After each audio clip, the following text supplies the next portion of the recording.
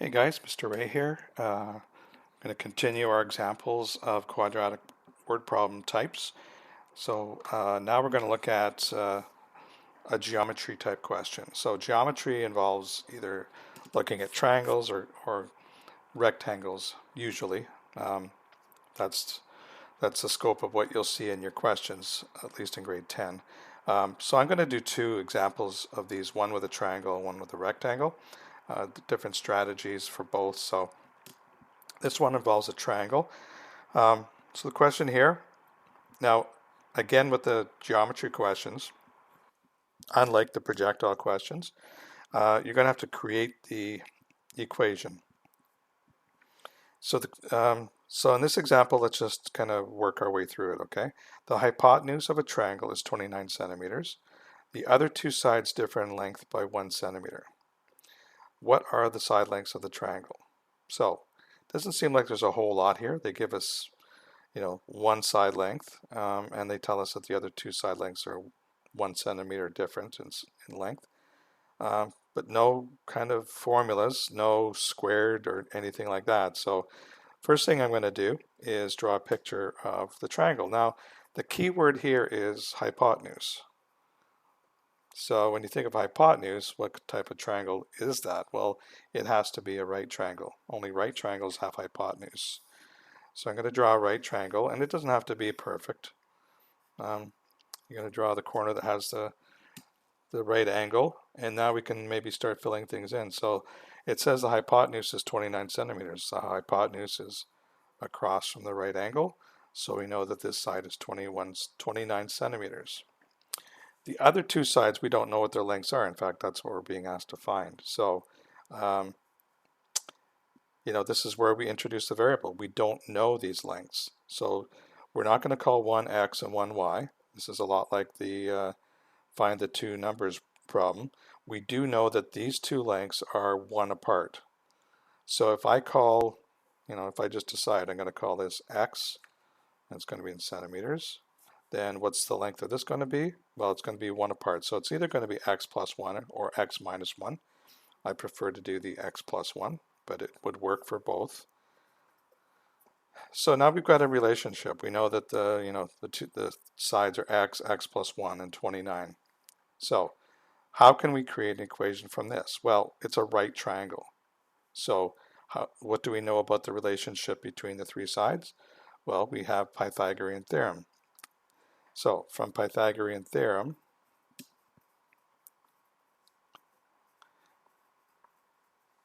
we know that, a squared plus b squared equals c squared, and c is always the hypotenuse.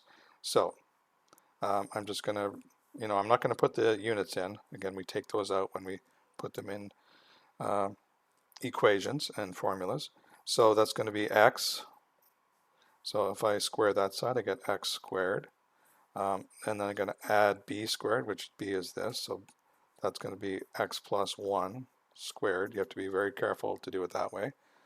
So that's a squared plus b squared equals c squared, and c is the 29. So it's equals 29 squared. So this is, you can see where the squareds come from. We've got an x squared here. We're going to have another one here. We have an equation with quadratic terms. This is a quadratic equation. And our goal here now is to solve for the value of x. What value of x makes this true? So we're going to expand this. We're going to get x squared plus 2x plus 1, not just x squared plus 1, is equal to 29 squared. 29 squared is 841. So now we can simplify this a bit. We got two of these x squared terms. So I got 2x squared plus 2x, and I'm going to just save a step here. I know I want a 0 here, so that when I solve it, I can, go directly, use the quadratic formula or factoring, whatever.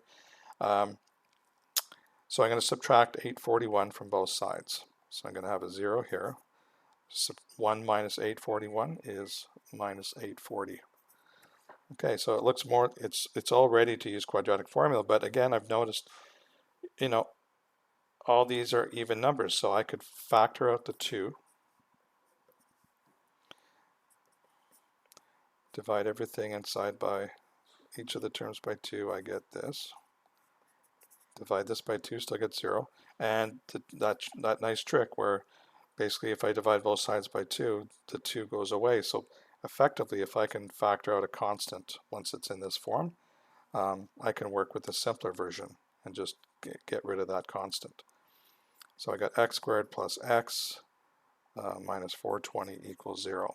Now, you could just, go ahead and plug this into the quadratic formula. A is 1, B is 1, C is negative 420. But I'm looking at this going, I think I can actually factor this because I know the difference. I'm going to have two factors with an x. And I know the two numbers I'm looking for are basically 1 apart, because when I add them together I get 1, and when I multiply them I get negative 420. So the higher number is going to be positive, the lower one's negative, and two numbers that are 1 apart that multiply this would be 20 and 21. And like I said, the higher number has to be positive, and I factored it. So like I said, if you can factor something, and you know it's factorable, do it, because it's a lot quicker than the quadratic formula. So you could just as easily, you didn't even have to divide this by 2 if you didn't want to. Just plug these numbers into quadratic, you'll get the same answers. Okay, so this basically means that either x equals 20 or x equals negative 21. And this is where I look to see if they make sense. So could x be 20? Well, that would be 20, that would be 21, that makes sense. But negative 20, that would imply that we have a negative length. And that is definitely not happening. So that answer is invalid. So the only answer that works is x equals 20, and that's in centimeters. So if I go back to the my drawing here, I know that that's going to be 20. I know that that's going to be 21, and that's 29. So therefore, the side lengths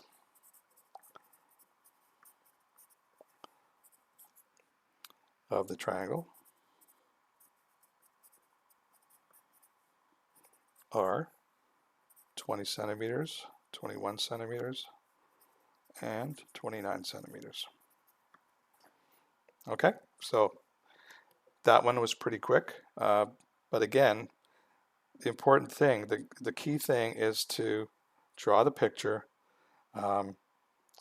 find the relationship that will allow you to make an equation, and it has to be a quadratic equation. Okay, if I looked at these and maybe I thought, well, let's do an equation for the perimeter, well, that's not going to get me very far. For one thing, I don't know what the perimeter is, and by adding these together I'm not going to get a quadratic. So that's one of the keys, is you have to develop a quadratic equation for these questions. Okay, now anytime you have a quadratic geometry question, you have to draw the triangle or the rectangle. You notice I didn't have to do a let statement here. I didn't have to say let x represent one of the sides. That's because I did a picture and I put x as one of the sides. So if someone's looking at that, they go, oh, x is one of the sides and x plus 1 is the other side. I didn't have to do a let statement because the picture is telling us that. Okay, whereas in a lot of other word problems, you have to identify through a let statement because there's really no picture. Okay, so I'm going to do another one of these geometry questions with a rectangle, but this is a good example of a triangle quadratic word problem.